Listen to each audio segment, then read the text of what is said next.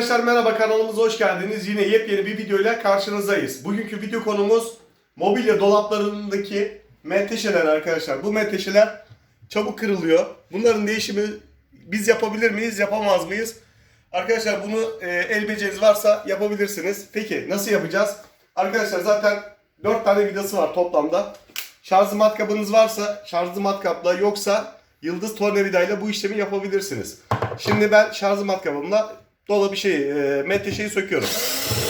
2 tane vidası var. Vidalarını şu şekilde kenara koyun arkadaşlar. Kaybetmeyin. Şimdi kasadakini çıkarttık. Şimdi aynı şekilde kapaktakini çıkartıyorum. Şimdi montajını yaparken de yıldız tornavidayla yaparız ki hani tornavidayla da yapıldığını görmüş olursunuz. Şu şekilde söktük. Zaten yuvası var. Yuvaya oturuyor. Bu şekilde çıkarttık. Şu şekilde siz bunu tabii ki şey yapın arkadaşlar. Şu şekilde emniyete alıp bırakın. Hani düşmesin. Sakatlık çıkartmasın. Şimdi menteşeyi söktük. Aynı şekilde arkadaşlar menteşeyi alıp nalbura gidiyorsunuz. Nalburdan aynı şekilde birebir aynısını alıyorsunuz. Zaten bunlar deve boynu diye geçiyor. Dolap menteşesi. Farklı farklı modelleri var. Birbirine yakın olanlar var. Ayrı olanlar var ama genelde standart olarak bu menteşeler kullanılıyor. Aynı şekilde alıyorsunuz. Şöyle sen göster abi. Ben de yıldız tornavidamı alayım.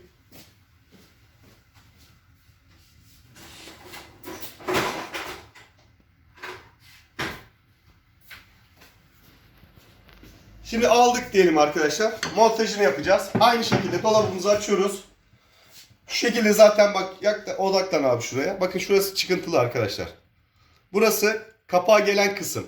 Burası şuradaki yuvaya geçiyor. Yani zaten yanlış takma ihtimaliniz yok arkadaşlar. Öyle söyleyeyim. Şu şekilde yerleştirdim. Şöyle vidasını da aynı şekilde. Şöyle elinize ilk bir çevirin, bir tur attırın. Diğer vidayı da aynı şekilde şöyle sağa doğru bir tur attırın ki tutsun. Daha sonra yıldız tornavidamla aynı şekilde sağ tarafa doğru çevirerek sıkıyorum. Vidayı yerine oturtuyorum. Diğer vidayı da aynı şekilde aynı işlemi yapıyorum. Şimdi kapağa gelen kısmı vidaladık arkadaşlar. Şimdi kasaya gelen, yani dolabın aslına gelen yeri vidalayacağım. Aynı şekilde birebir aynısını aldığınız için menteşenin hiçbir şekilde zorlanmazsınız arkadaşlar. Bu şekilde dediğim gibi ilk elinizle bir tur attırın. Şöyle deliğine denk getirip. Daha sonra aynı şekilde yıldız tornavidayla sağ tarafa doğru çevirerek sıkıyorum. Yani sökme işlemini de aynı şekilde yıldız tornavidayla yapabilirsiniz arkadaşlar. Yani bu menteşeyi değiştirirken şarjlı matkaba ihtiyacınız yok. Tabi şarjlı matkabınız olursa işleminiz daha kısa sürer. Peki bunu vidaladıktan sonra işlem bitecek mi? Hayır arkadaşlar, bitmeyecek. Çünkü ayar yeri var. Onu da göstereceğim. Şimdi menteşenin montajını yaptık. Kapatıyorum. Şu araya bakın arkadaşlar. İki aradaki boşluğa bakın. Mesela buraya bir odaklan abi. Bakın şu boşluğa bir bakın arkadaşlar. Eğer eşitse sıkıntı yok. Ama eşit değilse ya da kapanırken şu diğer kapağa çarpıyorsa şurada ayar yeri var arkadaşlar. Şu vida. Şu şekilde bunu sıkarsanız kapak sağa doğru gider arkadaşlar. Bakın bu tarafa. Şimdi çek abi, odaklan. Bakın aradaki mesafe kapandı. Şimdi o vidayı aynı şekilde şu şekilde gevşetiyorum bakın. Sola doğru gevşettiğim zaman kapak sola doğru gelecek. Odaklan abi tekrar. Bakın ara açıldı iyice. Şimdi bunun ayarını şu ortadaki vidadan yapıyorsunuz arkadaşlar. Şu şekilde sıkıyorsunuz, sağ tarafa gidiyor. Şu vidayı gevşettiğiniz zaman kapak sol tarafa gidiyor. Böyle kapattım. Şöyle yukarıya doğru göster abi. Bakın aşağı yukarı çok az bir fark var. Hemen kapağımı açıyorum. Şu şekilde sola doğru çeviriyorum.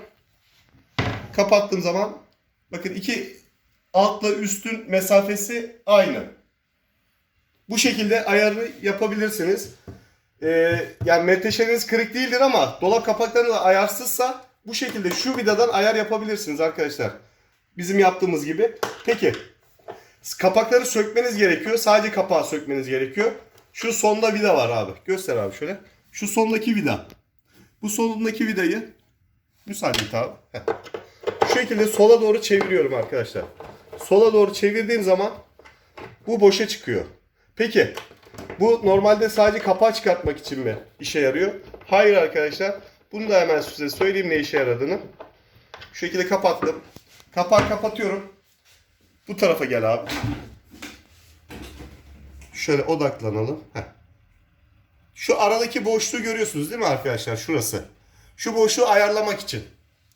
O vidada o işleme yarıyor. Eğer arada boşluk çok fazla varsa bu vidayı şu şekilde gevşetip öne ileri doğru ayar yapabilirsiniz.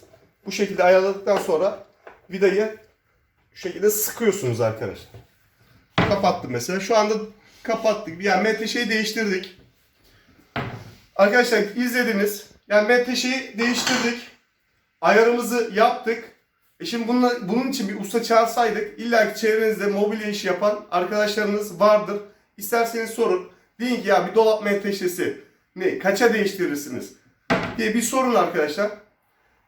Fiyatını o şekilde kıyaslayın. Ben buradan fiyat vermiyorum. Niye vermiyorum? Çünkü benim mesleğimle alakalı bir şey değil. Ben sadece burada anlatmak istediğim, el becerim varsa ben bu işlemi yapıp ustaya vereceğim para cebimde kalır. Bununla da başka bir ihtiyacımı karşılarım mesajını vermek arkadaşlar. Bu tarzda videolar atmaya devam edeceğiz arkadaşlar. Zaten ekonomik sıkıntı var ülkemizde biliyorsunuz.